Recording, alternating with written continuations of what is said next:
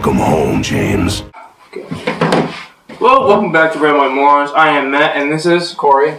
We're going to be discussing Gears of War 4 and how awesome it actually is, instead of being a total fail like Judgment.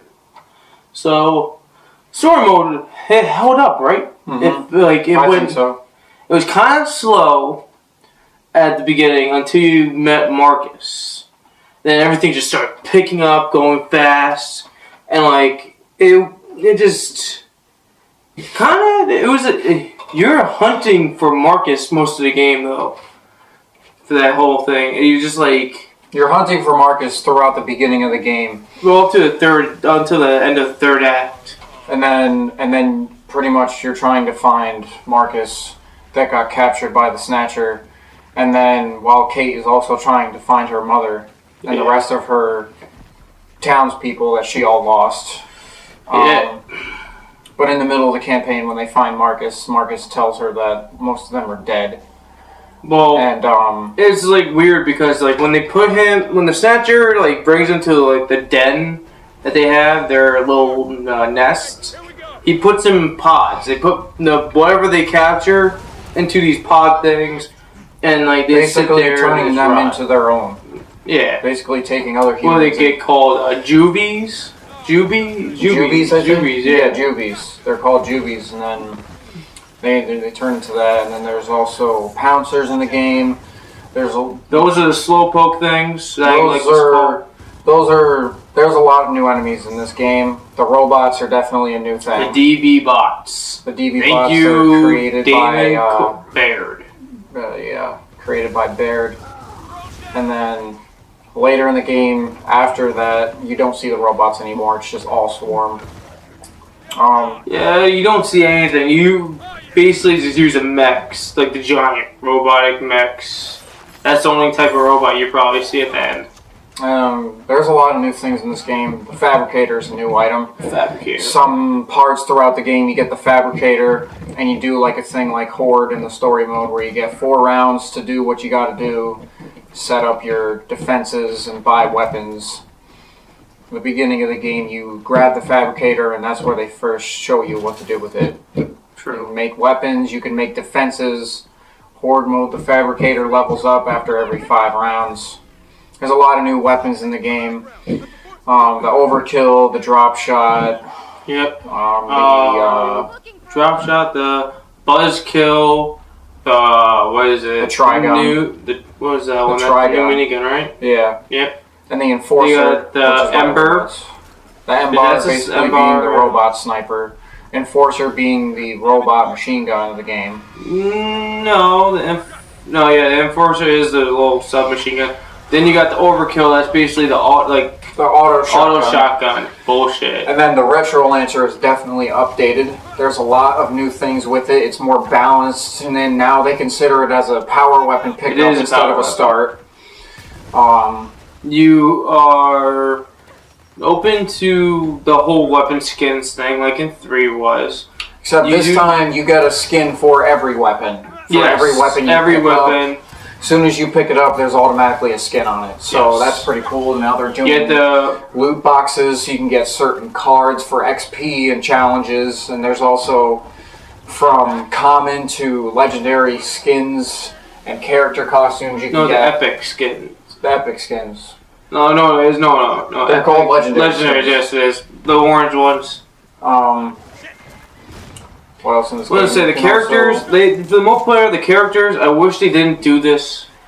I wish they didn't do the whole copy every character 4 times, but change their design. I wish he actually just gave you more characters, past characters, or whatever characters that you need that's been throughout the game. Well, it's also a new game, so most of the original old characters are not there. Well, it doesn't matter to me. To me, it would be awesome to unlock things, do the achievements, do mid-game play, and maybe find the collectibles and all that stuff. That'd be pretty neat. It would be awesome to do that. Instead of having these same old people, multiple people, the same people. You have Splatter, you got Paintball, Splatter, JD. got Day of the Dead JD. You got the Undead JD. You got the Vintage JD. Then you got the freaking I said zombie already. Zombie JD. Yeah, zombie JD. And then you got this. It's just already. There's Citizen. It's just too many multiples for all the characters. Like, why would you need that many? Practically every character has the same skin, which in my opinion is kind of stupid because not every character needs to have the same skin. They could have made certain skin types for each character instead of having the characters have all the same skins. Yeah, you could have had like so many different ones. And like, if you didn't get like Dom, like Zombie Dom, you got not Commando Dom. You got Commando Dom. That's when he was a private back in the Polythium Wars and shit. And they bring and that's the prequel. That's like your first mission of the game. They bring you there. They give you flashbacks, so you can actually have backstory to this game if you haven't played any of the games to the series. Besides all the characters, the campaign itself was really good. Oh god, the ending was amazing. I'm still in awe. Like the ending of the game, Kate finds her mom, and she has to cut the cords because they were already connected to her for too long. Like the nest is alive. This organism is alive and attached itself around. So basically, her mom gives her a metal necklace, and when she reaches out of the cave, the camera encloses on the metal. And you already know there's going to be another game because Marcus clearly said that it's not over yet. Mm-hmm. Which in this case, we didn't see anything happen to their nest. You just fought a giant boss and then get to her mother. Well, and then the medal that Kate was holding is basically Mira's necklace after Gears of War 3 when she died. You can see it, like on her just dangling all around. And you basically get close up with Marcus. She was the granddaughter of Mira. Yep. So maybe I don't know if they're going to be making another game in development or if they're just going to make DLC. I think they're going to do a whole DLC, deleted scene shit. But they're not gonna go. They're gonna actually make it a game. There isn't gonna be anything for a while. This game literally came out 2 days ago. Yeah. For everyone, but some people got early access to the game. Like I did. I got the early 4-day access. So now that the game is out and about, people are probably already beating the story mode and then moving to multiplayer. Multiplayer has some cool things. They have core modes, which is considered a social competitive mode. Mm-hmm. And then competitive is just exhibition and execution. Yeah. That's their competitive modes, but in core modes you get like symbols for winning a lot of games. Well, you got your tiers of it. Like you get tiers basically when you play, and then they have the social quick play, which I don't like. Social quick play is basically, just throw you in a random fucking game and that's it. It's like it doesn't throw you in a game. You get to vote for a map. But if other people vote for the map you didn't want, you're just stuck in that game. So no, but like I'm gonna go back to the core play and stuff. You got yourself your Team Deathmatch, your Warzone, your Guardian, King of the Hill, Dodgeball, and I believe is there one more? There's 6. That's it. That's it. All right. Yeah, you got those, and like you get your tiers. The way they do the tier thing is, whatever level, once you like show that you're good enough, you go to the next tier of it. So I'm like in 3rd tier in Guardian for bronze. That's telling you how good you are, and that's how they're gonna match you up to players with it. It's not gonna be like bullshitting around. It doesn't go by your level number anymore. It doesn't. That does not matter. It all goes by tier. It's how good you are, and they like it rates you with the tiers. And Dodgeball being a new mode is actually pretty fun. It's kind of like your Warzone and Execution. You start only with 5 lives, except with Dodgeballs is if your teammate goes down and you kill another enemy team, that teammate comes back. Yeah. Basically, you can make some very clutch moments like bringing other players back if you were by yourself. Dodgeball is a very fun mode. I believe it's 4 rounds. Yeah, it's 4 rounds that you have to win. And there's basically a total of 6 rounds, but there's 4 to win. So This new mode is pretty fun, and I can see it being a. Oh no, there was mode. Arm Race. Arm Race was the other one in core play. I knew there was a sixth one.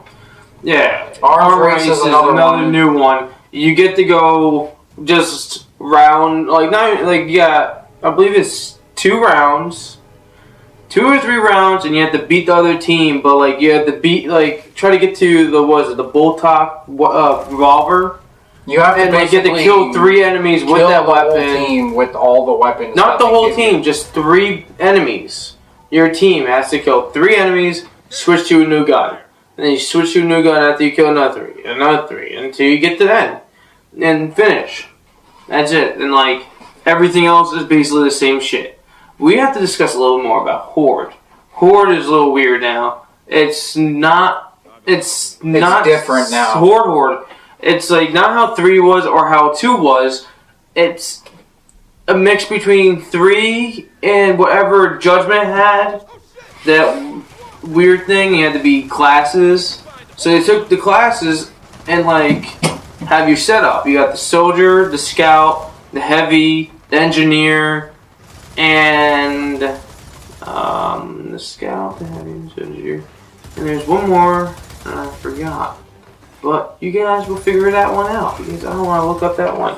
So then you have to figure it out. You get classes. Then you pick them, and they give you certain type of weapons. You go out there and you got the fabricator. You pick your location where you want to put your fabricator and hang out there. Don't be stupid. Now enemies drop energy, which you pick up, which is... That's how you get able to build things out of your fabricator.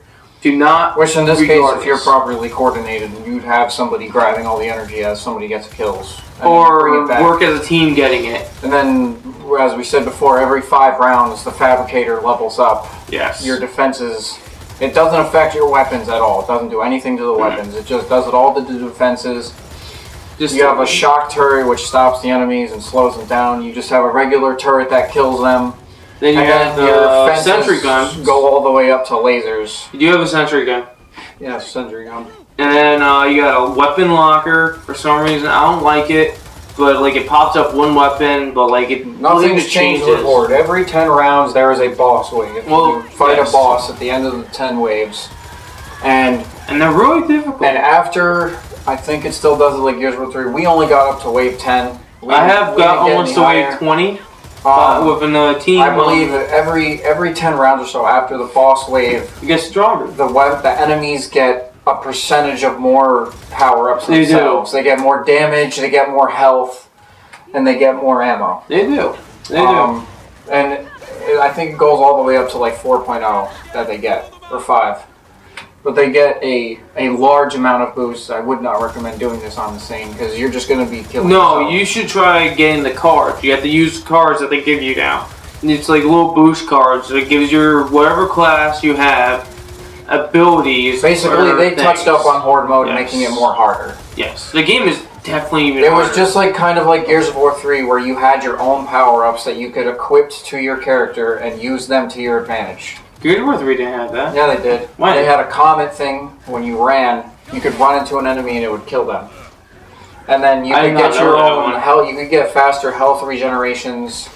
You could get more ammo pickups. But if you do die...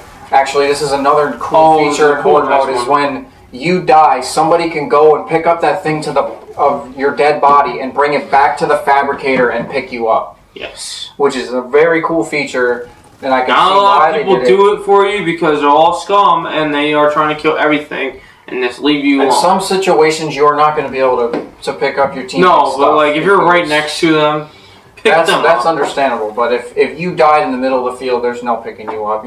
Unless if you're clutching yourself hard and you're trying to get out there. And yes, every single enemy is in Horde mode, including the boss helicopter from the story mode. Yes, definitely. I haven't seen the Kraken yet. I have very high hopes for this game. This game is very smooth. The multiplayer is actually very good. We've actually been playing games all day, and we have not lost. I have more hope in this whole saga they're gonna. Since this game just came out just a couple days ago, for everyone now, there's not probably going to be DLC for probably 2 or 3 months because they're probably going to be checking for bugs and fixes. Season Pass, you get early access. Yeah. Alright? Just like everybody does.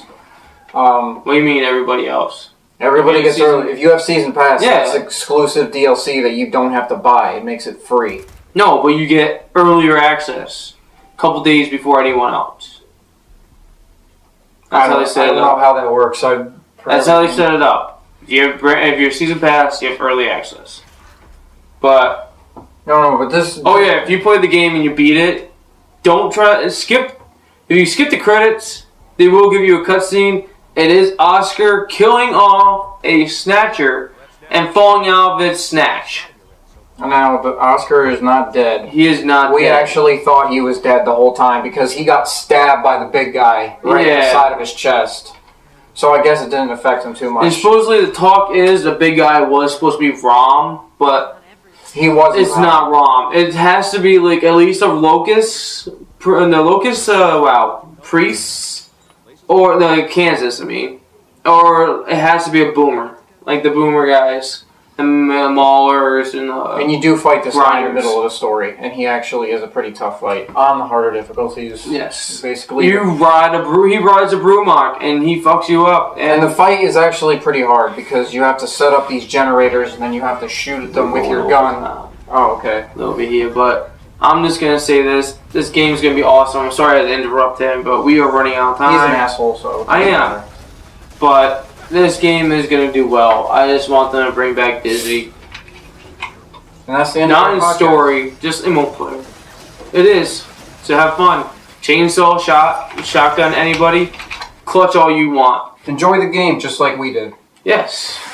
Have fun, people. Signing off. Don't sweat it. We were just leaving. So we're clear, Sergeant.